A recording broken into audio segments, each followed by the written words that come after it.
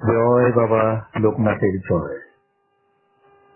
স্বাস্থ্যকাস্ট with কেকেতে আবার সকল শ্রোতা বন্ধুকে স্বাগত। কর্কটে বৃহস্পতির উচ্চস্থ গোচরের ফল নিয়ে আলোচনা চলছিল পর্যায়ক্রমে। আজকে সেই পর্যায়ের পরবর্তী অংশে বৃশ্চিক, ধনু এবং মকর রাশি বা লগ্নের ক্ষেত্রে এই গোচরের ফল কি হবে সে নিয়ে আজকের আলোচনা থাকছে। সংক্ষিপ্ত ভাবে পুঙ্খানুপুঙ্খ ফল বলার চেষ্টা থাকবে এই অনুষ্ঠানে। শুধু ফলাদেশ নয়,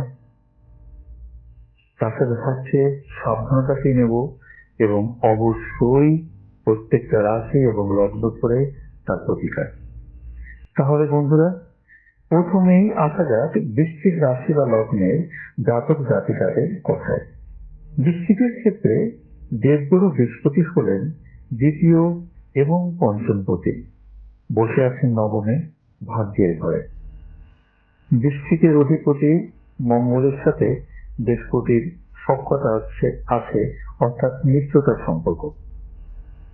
তাই বলাই যেতে পারে এক কথায় দুর্দান্ত হতে চলেছে বৃশ্চিকের জাতক জাতিকাদের জন্য এই এক্সাল্টেড বৃহস্পতির ট্রানজিট। জ্যোতিষ শাস্ত্র অনুযায়ী নবম ঘর বা ভাব হলো বৃহস্পতির সব থেকে পছন্দের একটা স্থান। তাই বৃশ্চিক লগ্নের বা রাশির জাতকদের এই গোচর হলো দৈব আশীর্বাদ স্বরূপ। তাই বন্ধুরা, ভাগ্যের চাকা তোমাদের জন্য আবার কিন্তু উন্নতির দিকে ঘুরতে চলেছে।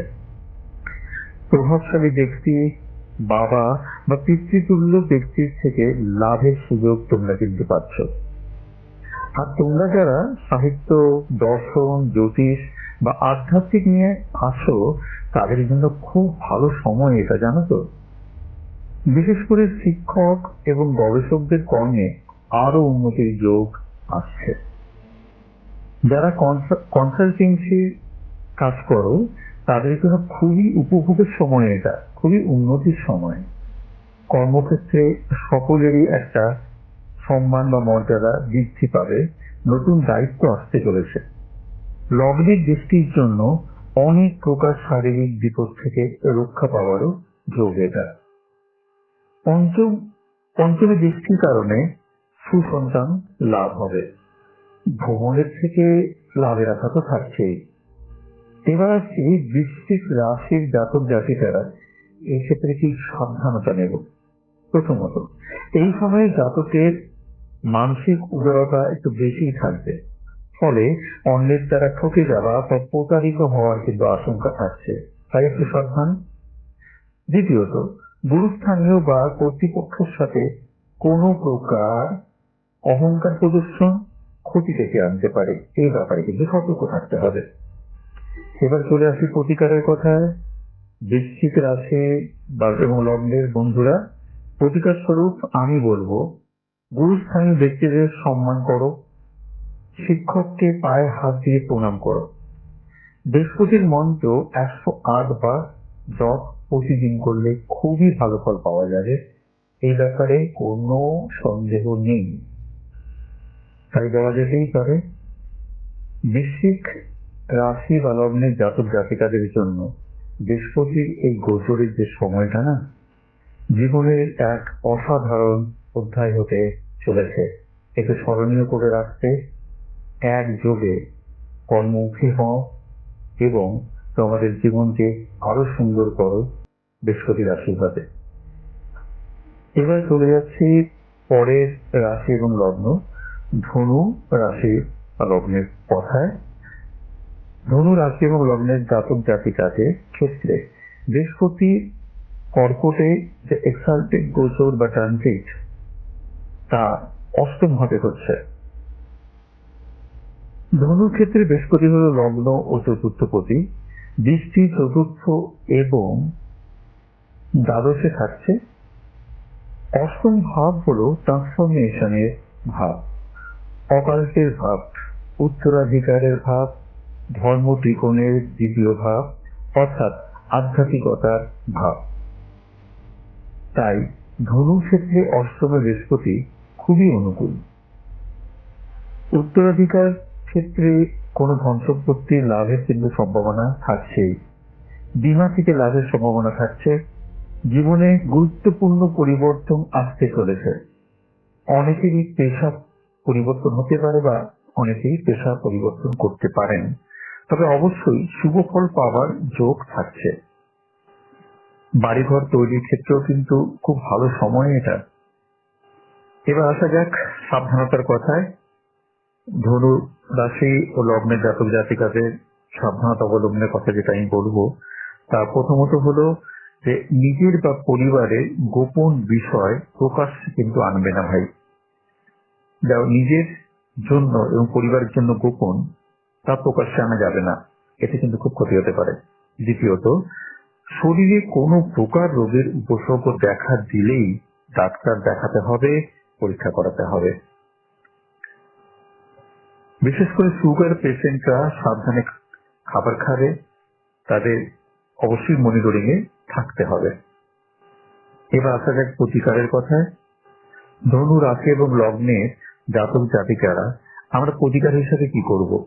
প্রথমত ভগবান বিষ্ণুর পূজা করব। ক্ষুধার্ত মানুষকে খাবার দেওয়া বা খাবার দান করা, এটা একটা অসাধারণ প্রতিকারের কাজ করে। আরেকটা বিশেষ টোটকার কথা বলে রাখি, একটা কলা গাছ লাগিয়ে তাতে প্রতিদিন স্নান করে জল দাও, দেখবে অসাধারণ সময় তোমার জন্য অপেক্ষা করছে। সমস্যা যদি কিছু থাকে অবশ্যই তার থেকে মুক্তি পাবে। প্রতি বৃহস্পতিবার সম্ভব হলে প্রতিদিন অশ্বত্থ বা বট গাছের তলায় ঘিয়ের একটা প্রদীপ জ্বালাও। শেষে এই কথা বলবো, বাবা লোকনাথের কৃপায় বৃহস্পতি এই উচ্চস্থ গোচরে ধনু রাশির জাতক এবং জাতিকারা, অবশ্যই ধনু লগ্নেরও জাতক জাতিকারা জাগতিক এবং আধ্যাত্মিক এক অসাধারণ জীবন কাটাক, সুখ সমৃদ্ধিতে ভরে উঠুক। এবার আসি মকর রাশি এবং লগ্নের ক্ষেত্রে বৃহস্পতির গোচর নিয়ে। এই রাশি এবং লগ্নের ক্ষেত্রে বৃহস্পতির গোচর হতে চলেছে তার সপ্তম ভাবে, অর্থাৎ সপ্তম ভাব মানে বিবাহের ঘর, দাম্পত্য সুখ শান্তির ঘর, ব্যবসার ঘর। বৃহস্পতির অমৃত দৃষ্টি পড়তে চলেছে একাদশে, লগ্নে ও তৃতীয়তে। তাই নিঃসন্দেহে বলা যেতেই পারে দাম্পত্য জীবন সুখের হবে। বিবাহ যোগ্য বা যোগ্যের জন্য খুবই শুভ সময়। ভালো শিক্ষিত আধ্যাত্মিক মনস্ক সঙ্গী বা সঙ্গিনী পাওয়ার যোগ থাকছে। সঙ্গী এবং সঙ্গিনী ব্যাংকের কর্মচারীও হতে পারে। ব্যবসার ক্ষেত্রে ভালো অংশীদার পাওয়ার যোগ থাকছে। অংশীদারি ব্যবসার পক্ষে খুবই ভালো সময় এটা। সঙ্গী বা সঙ্গিনীর সাহচর্যে মনের ইচ্ছা পূরণ হতে চলেছে। বৃহস্পতির একাদশী দৃষ্টি সামাজিক মর্যাদা বাড়বে, নতুন করে জনসংযোগ হবার যোগ থাকছে। তোমরা ছোট ছোট তীর্থ করার সুযোগ পাবে। এবার আসা যাক কি সাবধানতা নেব বা সতর্ক থাকব। প্রথমত, খুব বেশি কাউকে বিশ্বাস করা যাবে না। জীবনের প্রত্যেকটি গুরুত্বপূর্ণ ডিসিশন নিতে গিয়ে জীবন সঙ্গীর সাথে কিন্তু আলোচনা করতে হবে, তার সাহায্য নিতে হবে, তার মতামতকে গুরুত্ব দিতে হবে। এবার আসা যাক প্রতিকারের কথায়। গুরু শিক্ষকদের সম্মান করতে হবে। ধর্মীয় কাজে কোনো প্রকার সেবামূলক কাজে যোগদান খুবই ভালো ফল দেবে।